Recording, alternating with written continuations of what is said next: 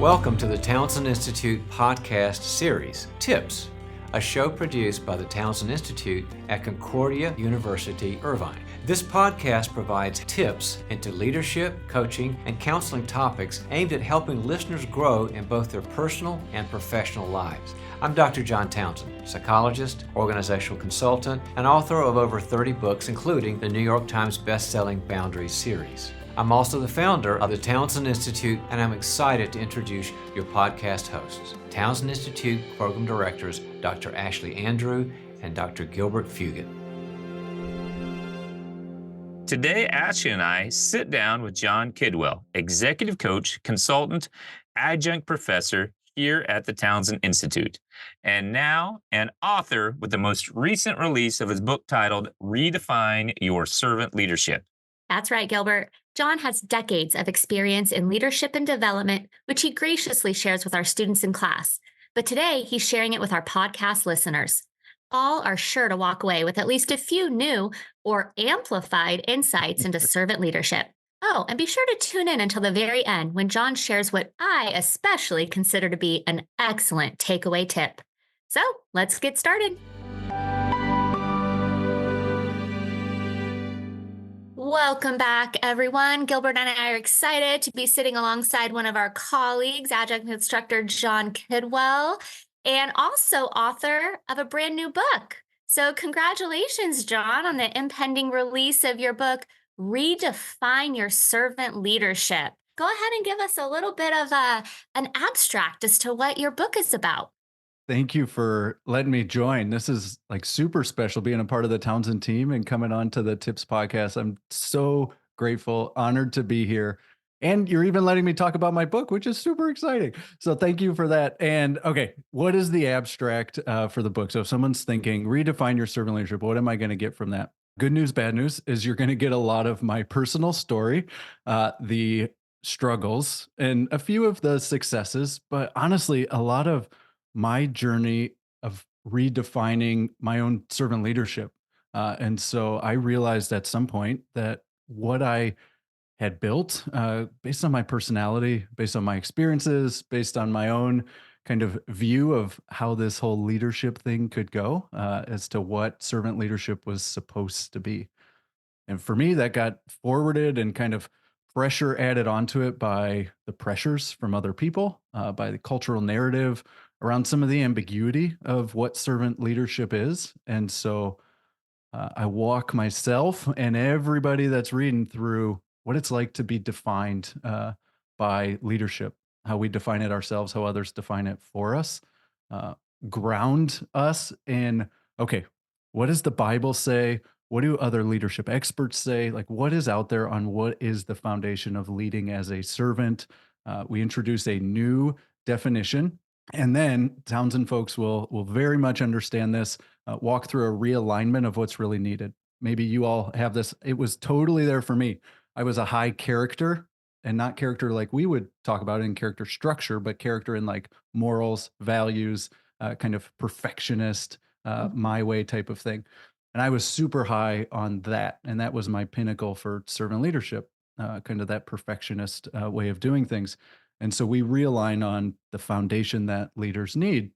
And this is where the Townsend folks will really grab on, as we say it's character, as we all understand it, right? That ability to meet the demands of reality, relationship, and skills. And it's that those three things, the further we are able to integrate those in ourselves and in how we lead, the better the foundation, the stronger we are to able to go out and to lead, to serve, to meet all the demands that every single one of us face as a leader.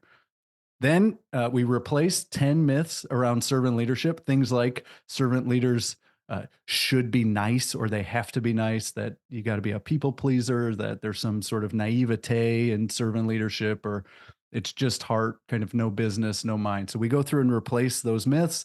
And then we finish with, okay, how do we amplify it? Like if we look at the best servant leaders, some of the best organizations, how do we amplify this?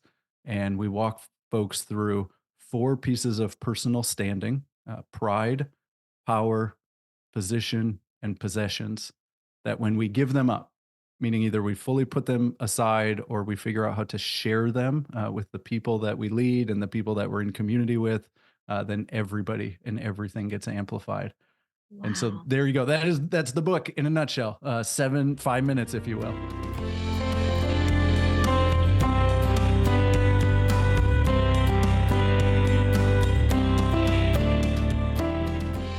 I especially like the term that you used, amplify, because I think that's the key is everyone reading your book is going to have some baseline or some level, I'm assuming, of servant leadership skills and traits, right? But it's how do we amplify that, right? We're hoping that those leaders have some piece of that. So it's not necessarily recreating it, but amplifying it to a new degree. That's great.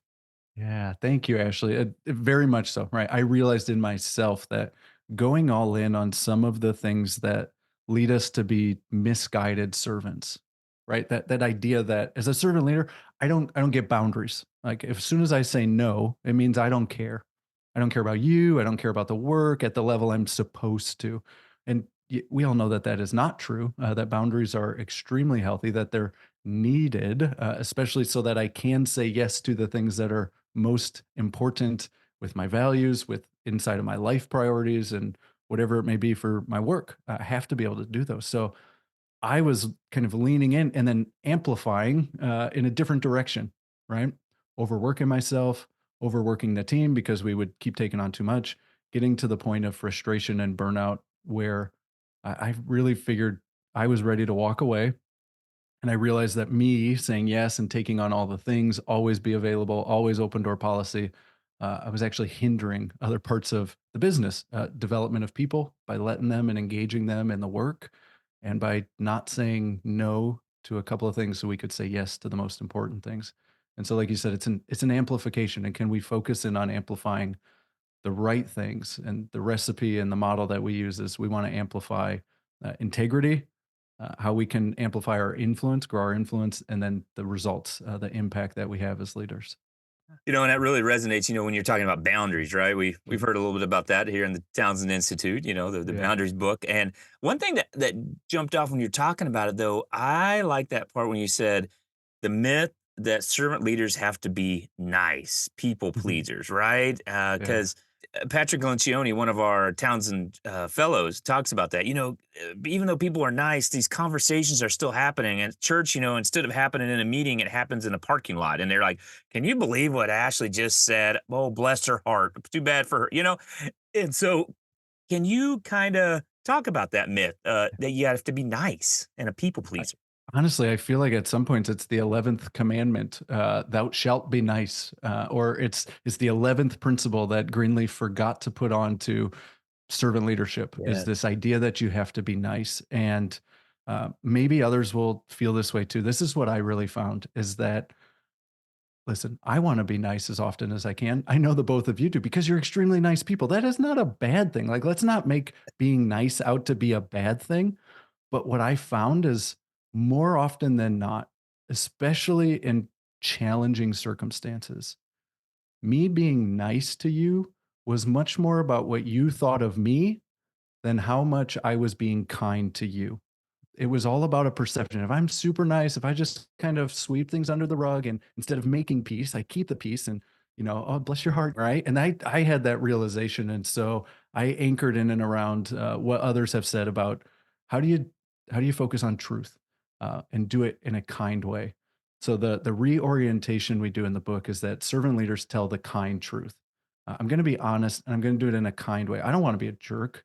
So I don't want to go all the way full spectrum where now I'm just a jerk. Like that's not what I'm trying to attempt to get to. But if I can tell you the kind truth, because at the end of the day, if I love you, if I want to serve you, I'm going to do things that are for your benefit. And me telling the kind truth is for your benefit, is for all of our benefit. And so instead of being nice and letting something go that really needs to be said, one of those crucial conversations, not even just the broccoli and the teeth, but the, hey, this doesn't work for me, or what we just put out wasn't good enough. Those type of things done in a kind, loving way where the feedback is meant to build up instead of tear down is actually much more productive and much more for the benefit of the hearer than just you liking me because I'm overly nice to you. That's so true. we because we just fall into that, right? We Yeah. fall into that trap. So yeah, thanks for clarifying that. I think our listeners and things are really, that's going to resonate with them. I know it Yeah. does with me. Yeah, it's a huge one for me, because like, I think we all find a little piece of it that really resonates for us. For some, there's going to be something around, well, if I have this heart, this bleeding heart for the mission, right, for spreading the gospel, for whatever it is, I just want to uncouple from reality a little bit. And if I'm inside of an organization, I would call that a business mind. So we took the concept out of Psalm 78, 72, where it says that David led them with a sincere heart and a skilled hand, and Mm. that we really need both of those things. So we introduce servant heart, business mind. And like some of us are going to want to lean towards, I just want to do everything for all the people all the time because it's a good, right cause and mission. And it doesn't mean that I get to put put aside or can totally disregard the business aspect of it, the leading people and holding expectations and accountability, because all of those things do in fact reinforce the advancement of and the success of that thing that we care about so much, that we do have a bleeding heart for. And so I think there's like those where it's either the nice or the people pleaser or bleeding heart type of mentality, that everyone can grab onto one of those, and it's going to sit with them just a little bit differently. And if you have already gone all in on like, I'm all servant leader to the core, I've let go of any sort of tension and holding on to both sides of this thing, like like I had, Mhm. then you're just going to resonate with all 10 and be like, why is I just keep finding myself being in this situation? Oh my goodness. Isn't that the truth?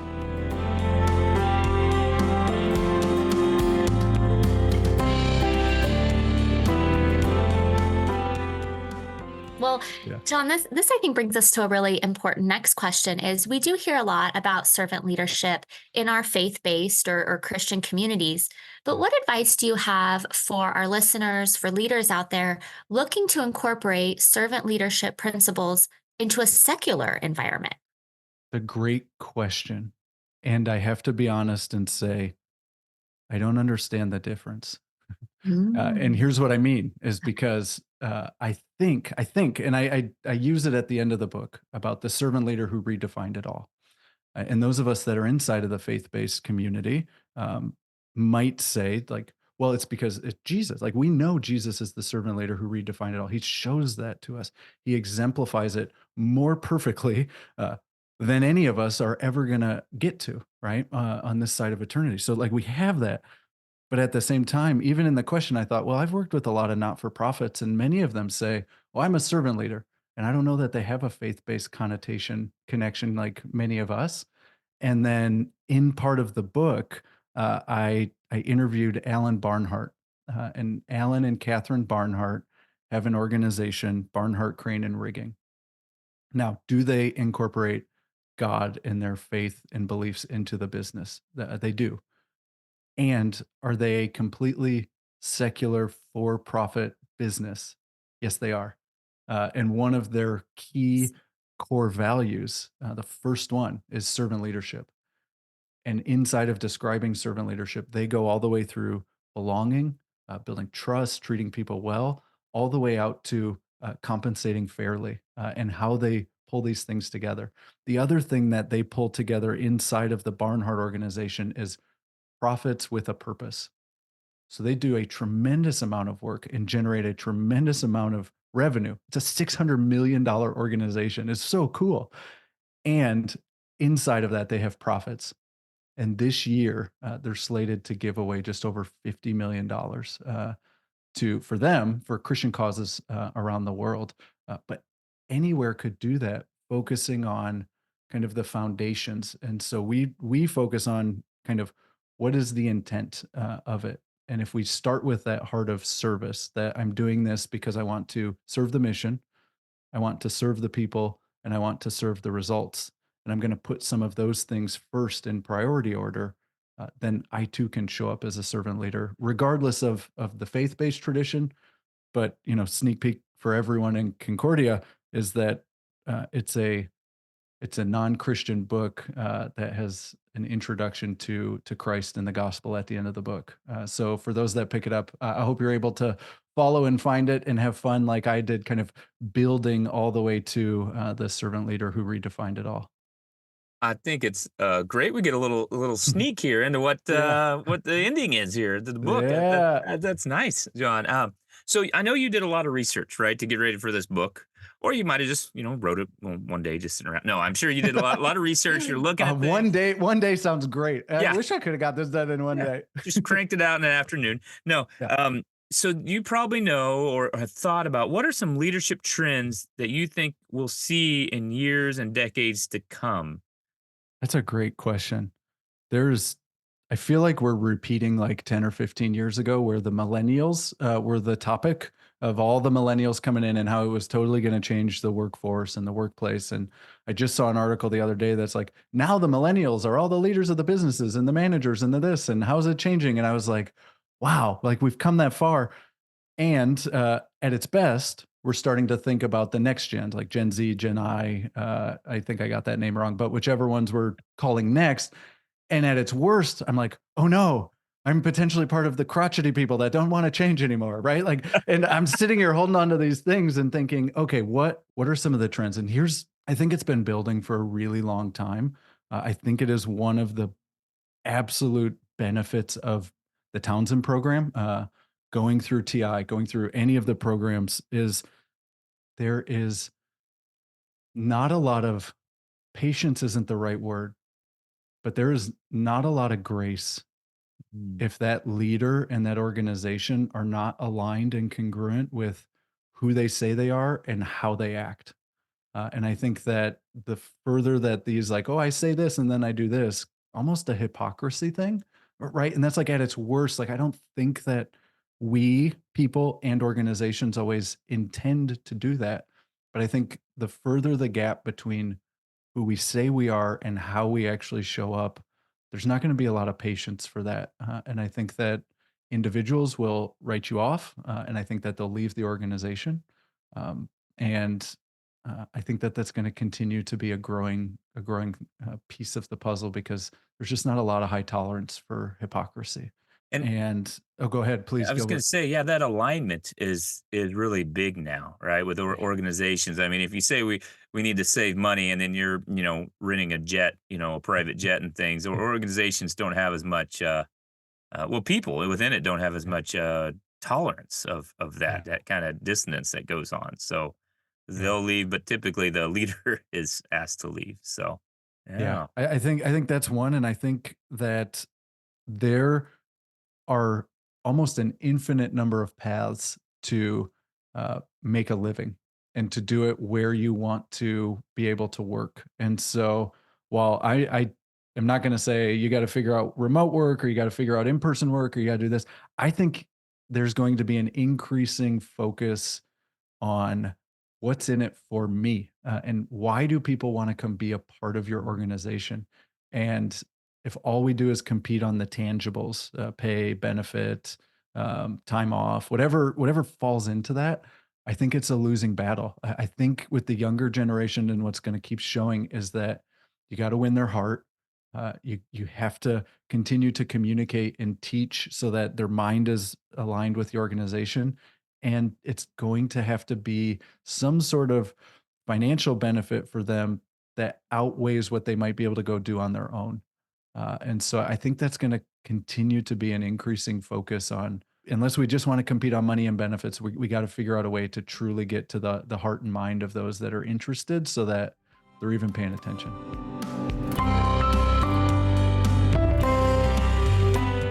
You have certainly gotten to the heart and mind of many of our students here at the Townsend Institute.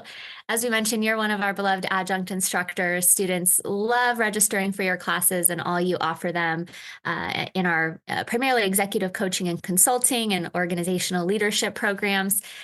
Taking off your author and consultant hat for a second, tell us a little bit about what your favorite part is of teaching. Oh my goodness.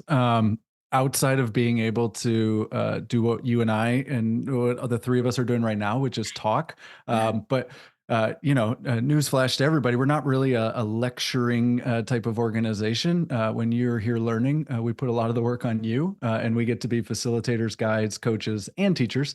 But I love that part of it, of being able to do some of the instruction and some of the facilitation and asking questions.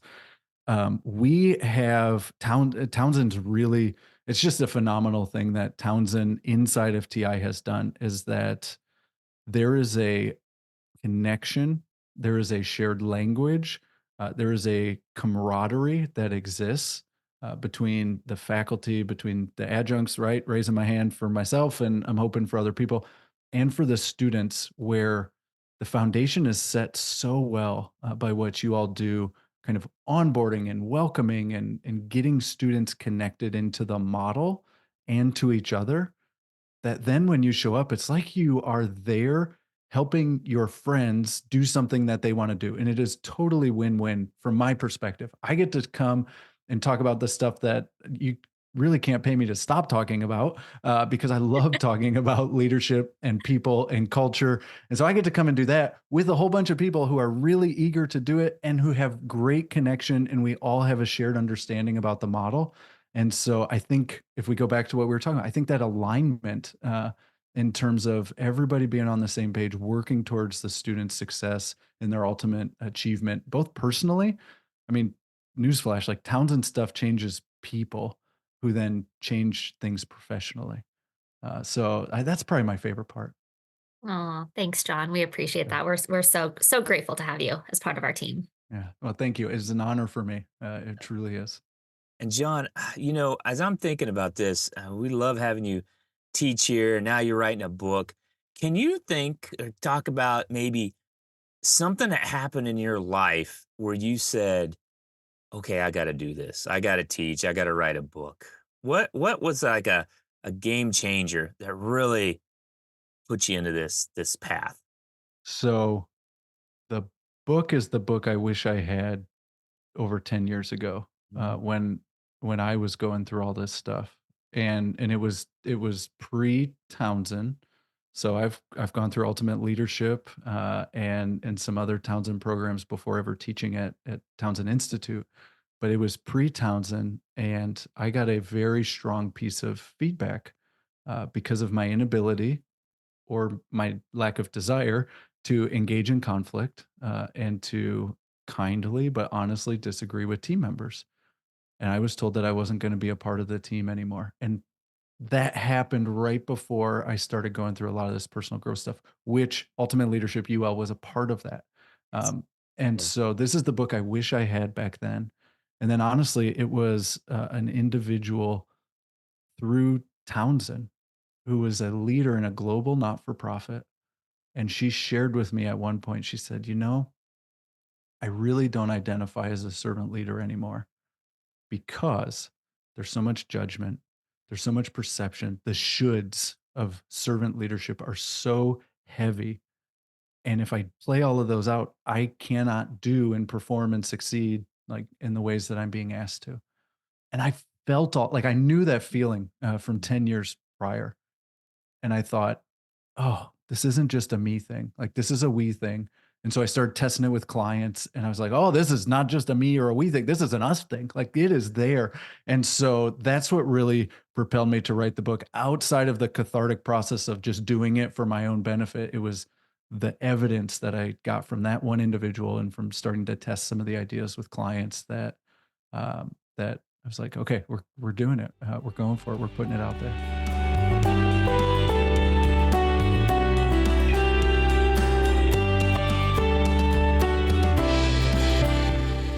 We're coming to the end of our time here together, and we end all of our podcasts the same way, all of our episodes, with a takeaway tip. You've given us so much great information here on your book, on just servant leadership in general. What's one key takeaway tip you have for our listeners?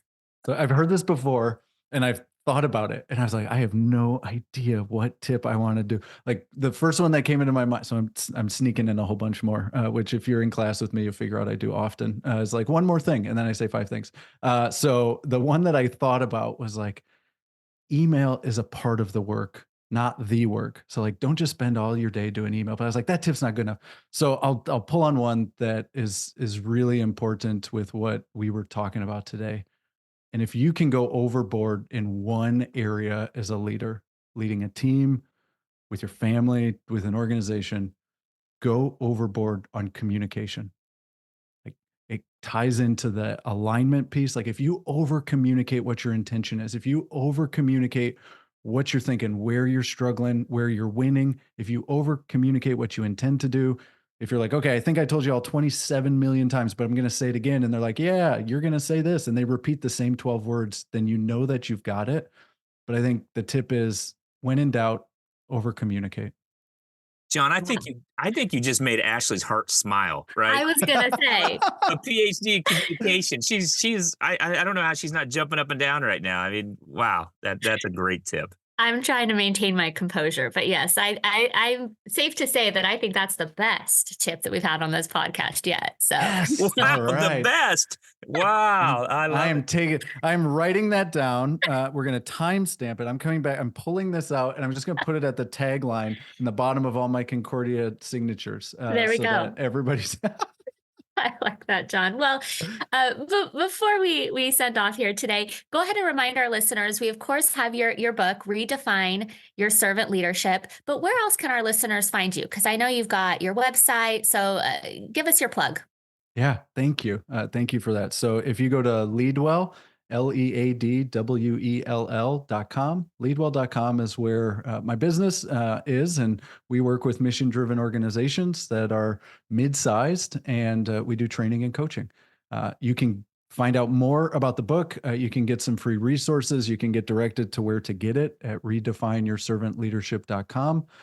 And if you go on social channels and you look for Jon Kidwell, no H, JONKIDWELL, we will likely find each other. And I hope to connect with you there. That would be fun. We hope so. And of course, you can always enroll in one of our Townsend Institute programs and maybe even get to learn alongside John in the future. That would be so fun. We do culture building and ethical decision making. So come on, get ready for that. We have some fun activities. I've had the privilege of doing capstone and growth and transformation, as well as building healthy and high performing organizations. So you register so that then you can tell Ashley, I want to be in that guy's class. And here's the thing, if you're not in mine, the other ones are way better. So you should probably go with them. But at least you know what personality you're getting if you sign up with me. Oh, well, thank you so much, John. We really appreciate it. Thanks for being a part of our TI team, and congrats too on all of your success. Thank you. Thank you for having me today. I so enjoyed this.